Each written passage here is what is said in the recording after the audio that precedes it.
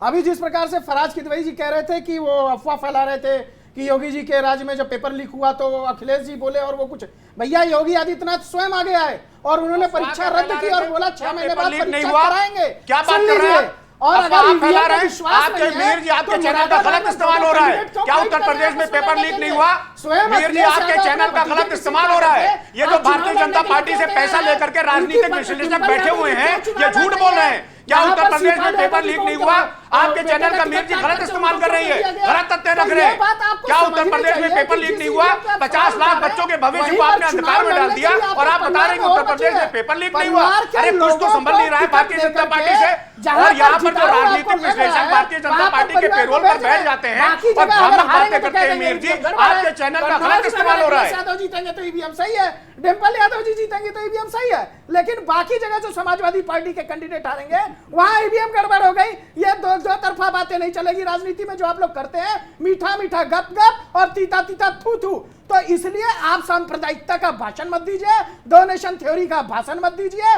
Samajwadi party का जन्म किस आधार पर हुआ और एमवाई समीकरण लेकर के आपने सत्ता की राजनीति में घुसे और सत्ता में रहे आप, बावजूद उसके आपने उत्तर प्रदेश की 22 करोड़ जनता के बारे में नहीं सोचा। आज अगर वहां पर सुधार हो रहा है तो योगी आदित्यनाथ जी को लोग वोट कर रहे हैं। अगर आपने सुधार किया होता तो आपको वोट करते, और ईवीएम पर रोते रहेंगे तो चुनाव से आपको जो है, मुझे लगता है पहले ही आपको एक नोटिफिकेशन निकाल देना चाहिए था कि भैया समाजवादी पार्टी ईवीएम से चुनाव नहीं लड़ेगी। इसमें क्या है? ये तो बहुत बढ़िया बात थी भाई। इसको लेकर के आप सुप्रीम कोर्ट चले जाते। कोई तथ्य है? अभी जब इन्होंने पूछा इंटरनेट के बारे में कांग्रेस के प्रवक्ता, यही चाहते हैं भारतीय जनता पार्टी और भारतीय जनता पार्टी के एजेंट यही चाहते हैं कि विपक्ष चुनाव ना लड़े। अरे इनका भाषण बंद करवाइए, बहुत हो गया मीर जी का भाषण।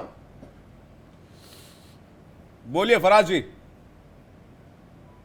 मीर जी, अच्छा मीर जी, मैं बहुत सीरियस नोट पे एक बात बोल रहा हूं कि आप जितने भी सम्मानित गेस्ट को बुलाइए, जैसे मान लीजिए आप किसी को राजनीतिक विश्लेषक लिखते हैं तो जनता भ्रामक होती है और जनता चाहती है कि वो विश्लेषण सही करे। आप ऐसे राजनीतिक विश्लेषक के नीचे लिखवाया करिए भाजपा समर्थक, तो जनता को कम से कम एक क्लियर मैसेज मिलेगा कि ये भाजपा के समर्थक है। फराज किदवई जी, हर किसी का अपना थॉट प्रोसेस हो सकता है।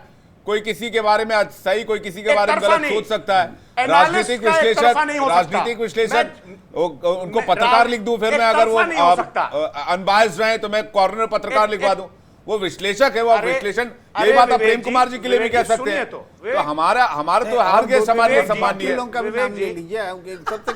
आपके सामने देखिए बैठे हुए, हमने आपका नाम ले लिया तुरंत से, बाकी लोग नहीं दिख रहे। विवेक जी मुझे बात तो कहने दिए। अच्छा मुझे अपनी बात तो कहने दिए विवेक जी। कोई रिपोर्ट अमेरिका की, फराज जी कुछ कहना चाहते हैं? रिपोर्ट लाया हूं मैं, रिपोर्ट लाया हूं। सुनिए, मैं रिपोर्ट लाया हूं आपके लिए, चिंता मत करिए। अमेरिका की नहीं लाया हूं, आरबीआई की लाया हूं। सुनिए, RBI handbook on Indian states की एक रिपोर्ट है जो कि द प्रिंट में छपी थी।